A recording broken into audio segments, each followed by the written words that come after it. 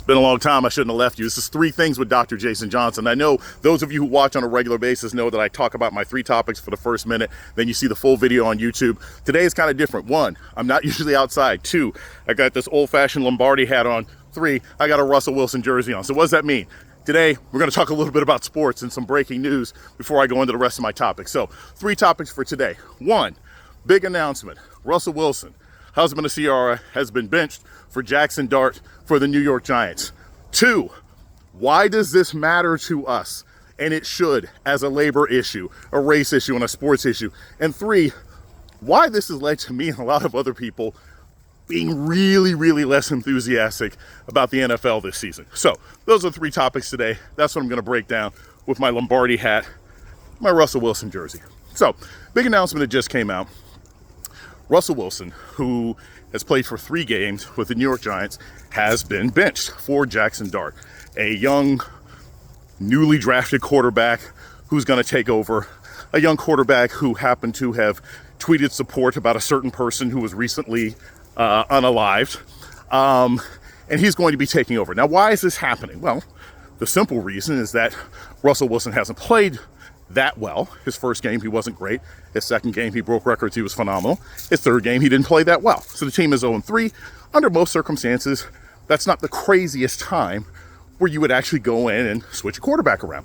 Except in this particular case, the coach is terrible. Brian Daboll, who is the coach of the Giants, is a terrible coach. His team has only won 9 games in like the last 3 or 4 years, and they only won 3 games last season. So it's less about Russell Wilson not playing well and the fact that the overall team is bad. The defense is bad, the offense is bad, the play calling is bad, the special teams are bad.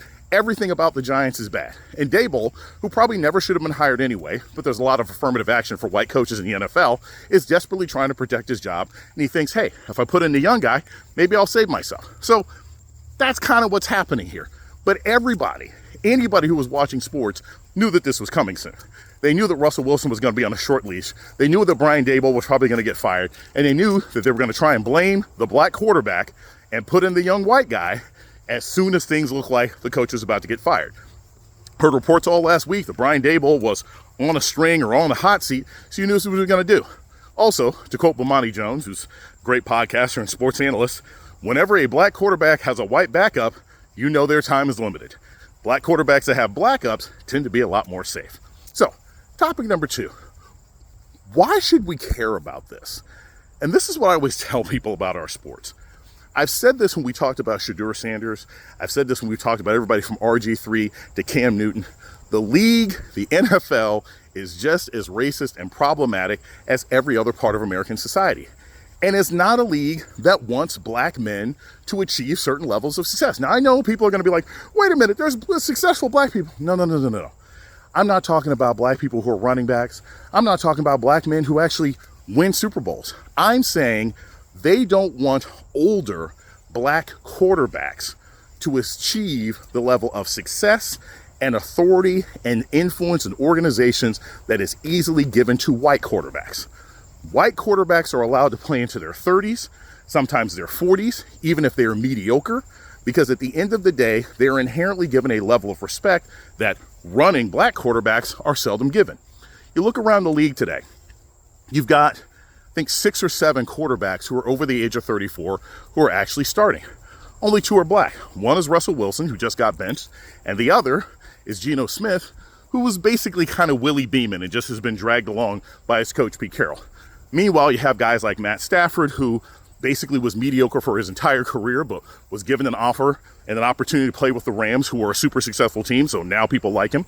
Aaron Rodgers, who's terrible at the age of 41, but he's given the opportunity because over and over again, the league treats black men the same way most of society treats black men, which is you were useful when you were young and you were labor, but we don't want to accept you into positions of authority.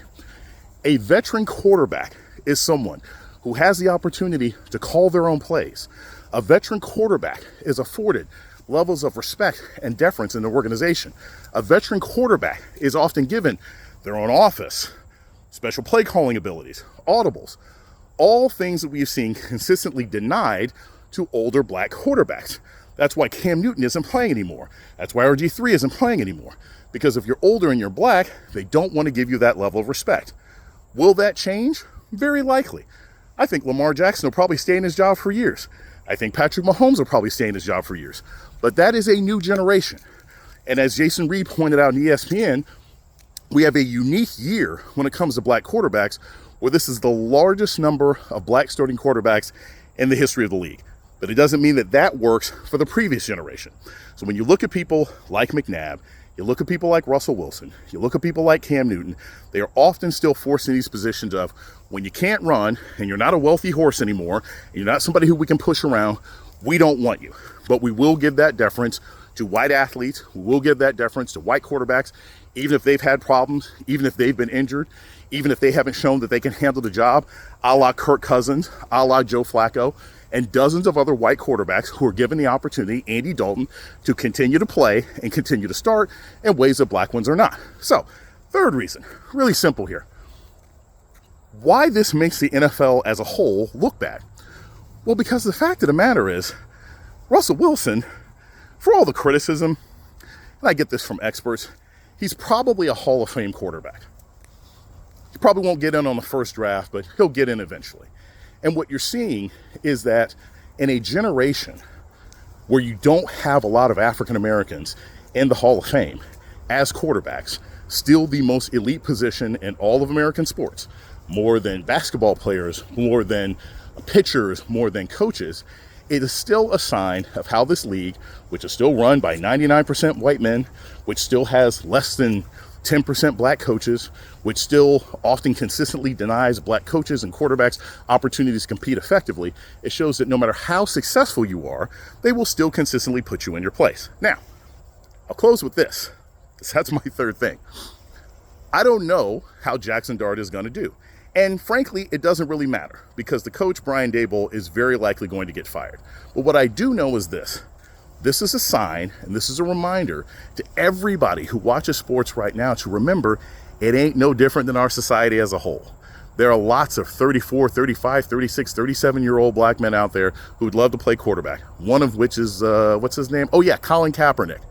But he was drummed out of the league for having the audacity to say, hey, I should be able to take political stands just like everybody else does. So if you're still able to consume this league as entertainment, which some people do, and I include myself, just remember, it's not a meritocracy. It's not fair. It's not reasonable. And not just because of physical ability, but oftentimes because of the race of the owners, the race of these managers, the race of these coaches, and unfortunately, in too many instances, the race of the quarterbacks themselves. I'll say this in conclusion. I don't know where Russell Wilson plays next year or if Russell Wilson plays next year, but it'll be a very interesting 5 years from now when he's out of the league, when we look at the fact that this man has had a Hall of Fame career by every single era, every single statute for the first 10 years, but has consistently run from the Broncos to the Steelers with the offensive quarterback, with the offensive coordinator, and now what's happened with the New York Giants. He's consistently run into situations where the greatest criticism of him is that he wants to be able to call plays in audible like veteran quarterbacks want to, and the white coaches are unhappy and often use him, as Sean Payton did, who was incredibly corrupt in Denver, or as the offensive coordinator did in Pittsburgh. They often use him as a scapegoat for their own failings as coaches. I don't know. Sounds a lot like, I don't know, say Kamala Harris and any other prominent black person, when after a certain point, when your organization is going into the toilet, you put a black person in a particular position, so when things get really bad, you can blame them. This is Jason Johnson. This is Three Things. My next one will drop tomorrow. See you, everybody. Love my hat.